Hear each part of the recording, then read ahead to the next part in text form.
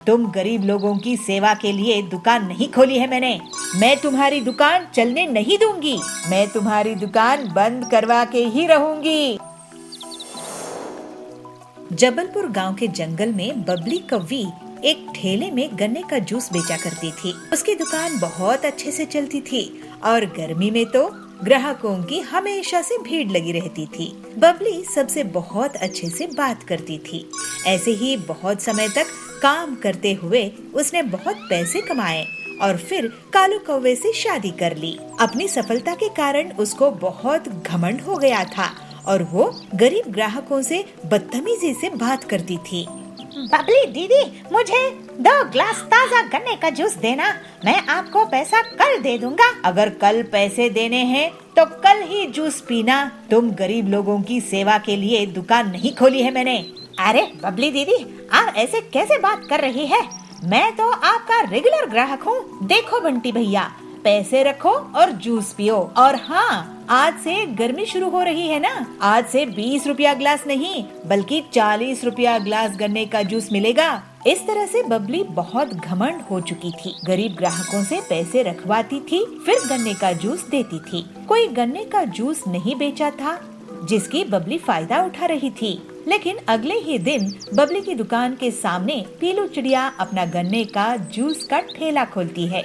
उसकी दुकान चलती देखकर बबली उसे जलने लगती है। पीलू चिड़िया, तुम मेरे ठेले के सामने गन्ने का जूस क्यों बेच रही हो? मैं तुम्हारी दुकान चलने नहीं दूंगी। अरे सुंदरी दीदी, गुस्सा मत करो। जंगल में इतने ग्राहक हैं कि हम दोनों की दुकान अच्छे से चल सकती है। पीलू की बातें सुनकर बबली चुप हो जाती है। पीलू अपने ग्राहकों से बहुत अच्छे से बात करती थी, जबकि बबली अभी भी बहुत घमंड से रहती थी। जल्द ही पीलू की दुकान में भीड़ लगने लगती है, क्योंकि वो गन्ने का जूस को सिर्फ 15 रुपए में बेचा करती थी। ये पीलू तो बहुत ही चालाक निकली, सस्ते दामों में जूस बेच रही है। इसकी दुकान बंद करवा दूंगी।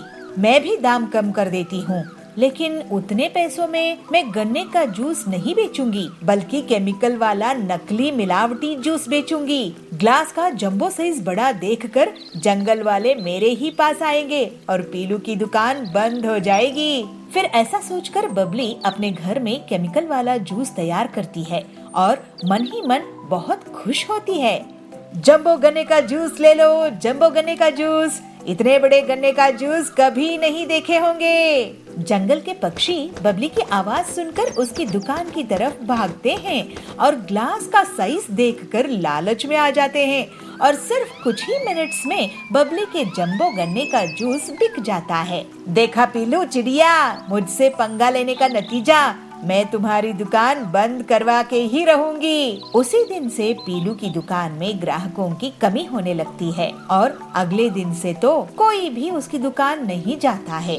थोड़े ही दिनों में पीलू को दुकान बंद करने की नौबत आ जाती है। तभी एक दिन डॉक्टर हरिया उसकी दुकान पहुंचते हैं। पीलू, मुझे 1 गिलास जूस देना। बबली की दुकान में भीड़ है, मुझे लेट हो रहा है, नहीं तो मैं उसी की दुकान में जाता। ये लीजिए डॉक्टर सर। अरे वाह, ये बहुत ताज़ा है। ऐसा करो, तुम मेरे हॉस्पिटल में रोज 20 गिलास भेज दिया करो मरीज के लिए। पीलू ये सुनकर बहुत खुश हो जाती है और हरिया के मरीज उसके गन्ने का ताज़ा जूस पीकर ठीक हो जाते हैं। लेकिन तभी वहाँ बबली की दुकान से गन्ने का जूस पीने वाले पक्षी आते हैं और उल्टियाँ करने लगते हैं। अरे ये क्या, इन्हें तो उल्टियाँ हो रही है। उनका टेस्ट होता है और उनसे हरिया पूछता है कि वो लोग क्या खाए पिए थे। तब वो बताते हैं कि रोज वो बबली के यहाँ जूस पीते हैं। बबली, तुमने इस गन्ने की जूस में क्या मिलाया है? तुम्हें पता है सबको किडनी में स्टोन्स हो गए हैं। इन सब की तबीयत खराब हो गई है तुम्हारी दुकान का गन्ने का जूस पीकर। अरे ये लोग पीलू की दुकान का जूस पिया करते थे। फिर हरिया बताता है कि पीलू की दुकान के जूस से उसके बीमार मरीज ठीक हो गए हैं। इसके पहले बबली कुछ बोल पाती, सभी पक्षी उसको घेर लेते हैं। बबली, तुम हमसे इतना सारा पैसा लेती हो गन्ने के जूस का, लेकिन ये जहर बेच रही हो। वो पीलू कम दाम में भी हमें स्वादिष्ट और सेहतमंद गन्ने का जूस पिलाती है। अब तुम्हें इसका हर्जाना भुगतना होगा। ऐसा कहकर सभी पक्षी बबली को पुलिस के हवाले कर देते हैं। पीलू पूरी ईमानदारी के साथ स्वादिष्ट गन्ने का जूस बेचना जारी रखती है और जंगल वाले उसकी बहुत तारीफ करते हैं। अब जंगल में बस उसी की गन्ने का जूस का दुकान थी। पीलू और बाकी लोग अब हंसी खुशी रहने लगते हैं। अचानक से खेत में सोने के आलू उग जाते हैं। बंसीपुर गांव में बबलू कबूतर अपनी पत्नी पीलू चिड़िया के साथ रहता था। बबलू बहुत ही मेहनती था। वो साल भर मेहनत करके किसानी करता था। अपनी फसल बेचकर अपना घर चलाता था। पीलू, इस बार मैंने आलू की फसल बोई है और खाद और सिंचाई का भी खास ख्याल रखा है। तुम देखना, इस बार बहुत बढ़िया फसल होगी। भगवान करे ऐसा ही हो, नहीं तो अगर पिछले बार की तरह हमारी फसल बर्बाद हो गई तो हम जीने लायक नहीं बनेंगे। हमारे ऊपर वैसे ही बहुत उधार है। पीलू के घर के पास ही सुंदरी रहती थी। वो पीलू की गरीबी का मजा लेती थी। एक दिन सुंदरी कहती है, पीलू बहन, बबलू भाई, ये मैं क्या सुन रही हूँ?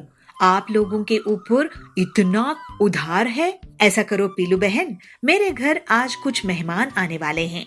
तुम शाम में आके खाना बना देना। इसी बहाने तुम्हें थोड़ा सा पैसा भी दे दूंगी और तुम्हें भी पैसे देखने को मिलेगा, है ना? पीलू को सुंदरी की बातें बहुत खराब लगती है। वो हर बार उनकी गरीबी का मजाक उड़ा के चली जाती थी। ऐसे ही एक दिन बबलू अपने खेत जाता है। वो देखता है कि उसकी आलू की फसल बहुत बड़ी हो गई है, लेकिन जब वो एक पौधे को निकाल कर देखता है तो पता है कि उसमें आलू नहीं उगा है। इसी तरह वो सारे पौधे देखता है, लेकिन किसी में भी आलू नहीं उगे। बबलू उदास होकर अपने खेत में बैठ जाता है। मेरे खेत में आलू क्यों नहीं उगे? ऐसे तो मैं बर्बाद हो जाऊंगा। मेरे खेत में आखिर फसल क्यों नहीं होती है? ऐसे वो सोच में पड़ जाता है। ऐसे ही सोचते बबलू रोने लगता है। जैसे ही उसके आंसू मिट्टी में गिर जाते हैं तो अचानक से खेत में सोने के आलू उग जाते हैं। आश्चर्य होके बबलू कहता है, अरे भगवान, तेरे बहुत बहुत शुक्रिया। मेरे खेत में तो सोने के आलू उगाए हैं। अब मेरी गरीबी दूर हो जाएगी। फिर बबलू एक बोरी में सोने के आलू भर लेता है और घर लेकर जाता है। बबलू एक सोने का आलू बेचकर घर का राशन ले आता है और पूरा कर्ज भी चुका देता है। लेकिन वो सोने के आलू वाली बात पीलू को नहीं बताता है। एक दिन सुंदरी उसके घर आती है। क्या हुआ, इस बार तुम लोग आलू की फसल नहीं बेच रहे हो क्या? इस बार भी तुम्हारी फसल बर्बाद हो गई है? ऐसा है तो तुम लोग तो सड़क पर आ जाओगे। नहीं, इस बार फसल बहुत अच्छी हुई है। नहीं नहीं पीलू, बबलू इस बार फसल बिकाने के लिए बाजार गया ही नहीं। अब तुम ही सोचो कि तुम्हारा आगे क्या होगा। बबलू जब घर लौटता है तो पीलू उससे पूछती है, बबलू जी, पड़ोसन कह रही थी कि आप इस बार शहर के जंगल में आलू बेचने के लिए नहीं गए थे। अगर हमारी आलू की फसल हुई ही नहीं है तो अपने घर का राशन कहाँ से लेकर आए हो? इसके बाद बबलू पीलू को सोने के आलू से भरी हुई एक बोरी दिखाता है। खिड़की में से सुंदरी भी उस सोने के आलू की बोरी को देख लेती है।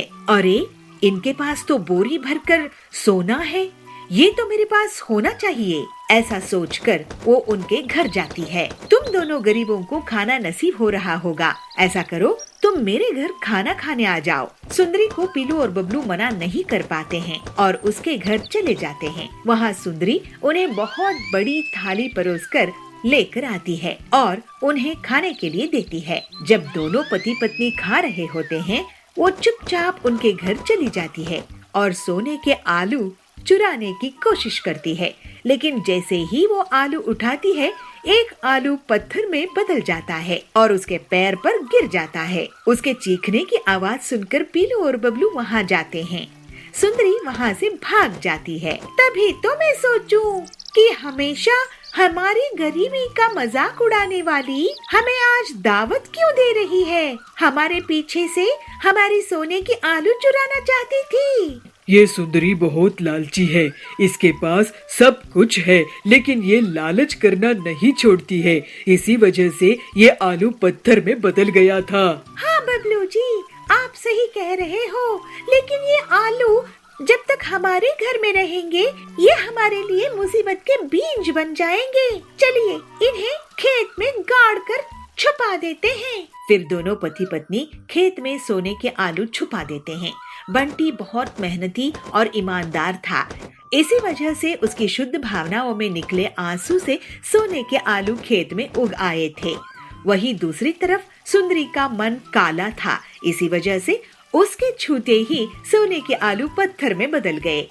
अब बबलू और पीलू की गरीबी दूर हो गई थी और वो दोनों खुशी खुशी रहने लगे।